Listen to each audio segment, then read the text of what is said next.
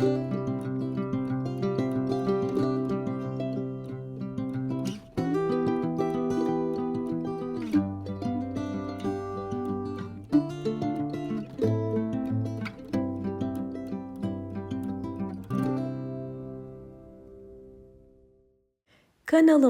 hoş geldiniz.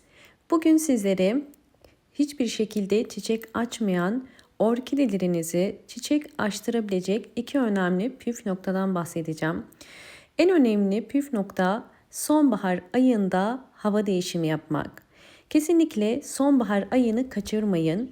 Orkideleriniz sabit ısıda bulunduğu zaman mevsim geçişlerini fark etmedikleri için çiçek dalı çıkarmazlar.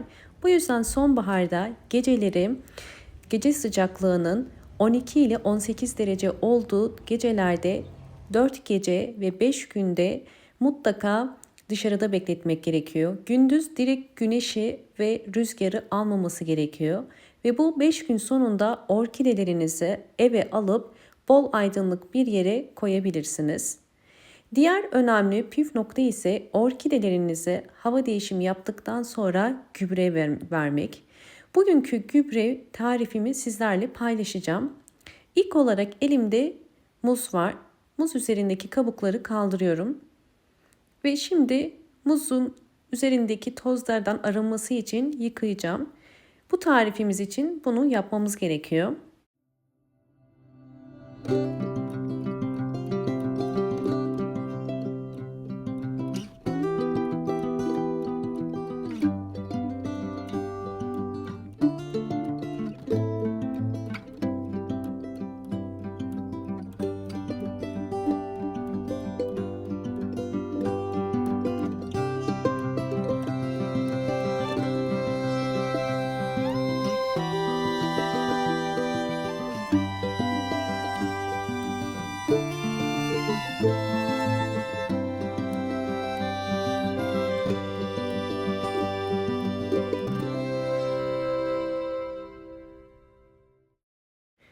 İkinci adım olarak muzun sert kısımlarını bu şekilde kesiyorum.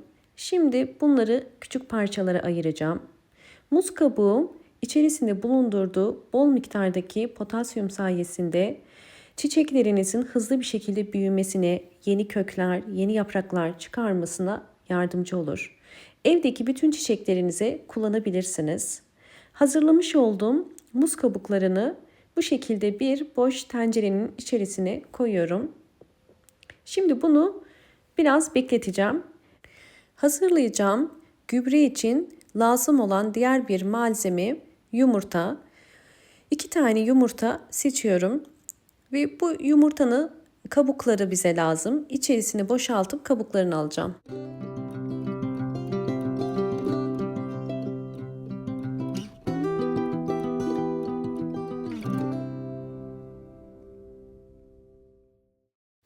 Yumurta kabuğu içerisinde jelimsi bir tabaka olur. Bu tabakanın kalmaması gerekiyor kullanacağımız gübrede. Bunun için yumurta kabuklarının içini iyice bu jelden arındırmak için yıkıyorum.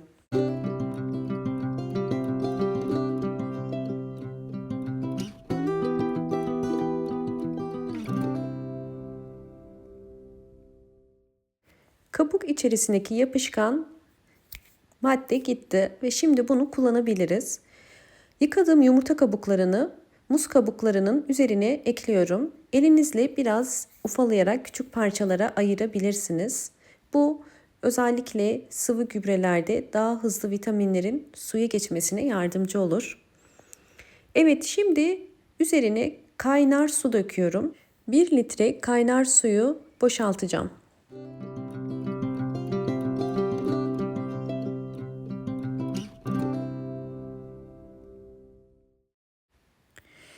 Evet, üzerini kapatıp kaynamasını bekleyeceğim.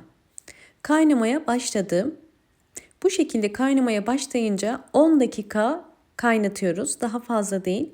10 dakika kaynamaya bırakın.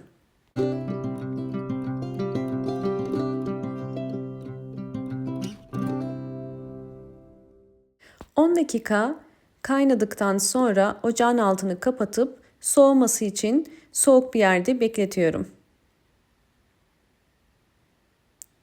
Evet, yeterince hazırlamış olduğumuz sıvı bitki besini soğudum. Şimdi bunu çiçeklere vermemiz için ilk olarak süzmemiz gerekiyor.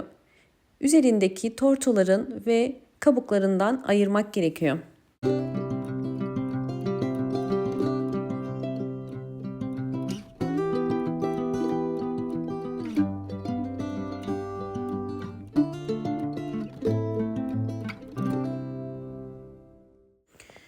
Evet, gördüğünüz üzere 600 milim gübreden koydum ve üzerini 1 litreye tamamlayacağım. Yani 400 mililitrede su koyuyorum. Toplamda gübremiz 1 litre olacak. Artık gübremiz hazır. Şimdi bu gübreyi bütün evdeki çiçeklerinizi kullanabilirsiniz. Ben orkideleri kullanacağım ve orkideleri nasıl kullanacağımı da sizlere detaylarıyla göstereceğim. Orkideleri hava değişimi yaptığımdan bahsetmiştim. Hava değişimi yaptıktan sonra orkidelerinize bu tarz sıvı bitki besinlerini verebilirsiniz. Her bir saksı için 8 yemek kaşığı gübre yeterlidir. Daha fazla vermenize gerek yok. Hava değişimi özellikle orkidelerin çiçek çıkarmasını çok hızlandırır ve ayda bir kere vereceğiniz bu gübrelerde orkidenin çiçek dalı çıkardıktan sonra da büyümesine yardımcı olur. Bakın gördüğünüz üzere bu kadar su birikti. Bu su yeterli ve özellikle orkidelerinizin çiçek dalı çıkarabilmesi için sağlıklı olması gerekiyor. Yani bu şekilde sağlıklı köklerinin ve sağlıklı yapraklarının olması gerekiyor.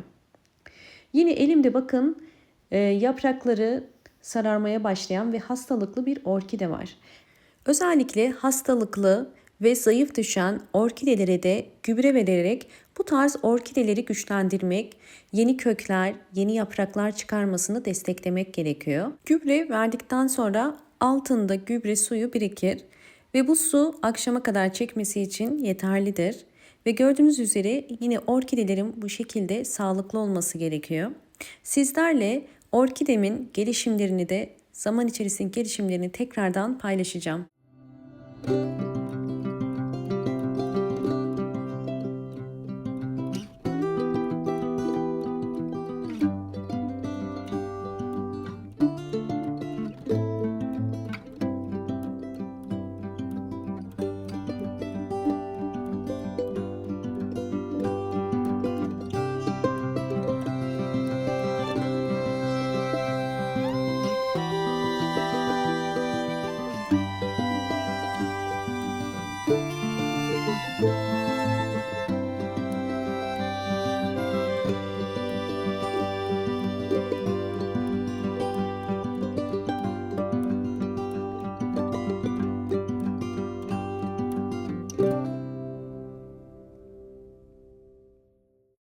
Videomu buraya kadar izlediyseniz ve beğendiyseniz hemen beğen tuşuna basıp kanalıma da abone değilseniz eğer bana destek olmak için abone olabilirsiniz.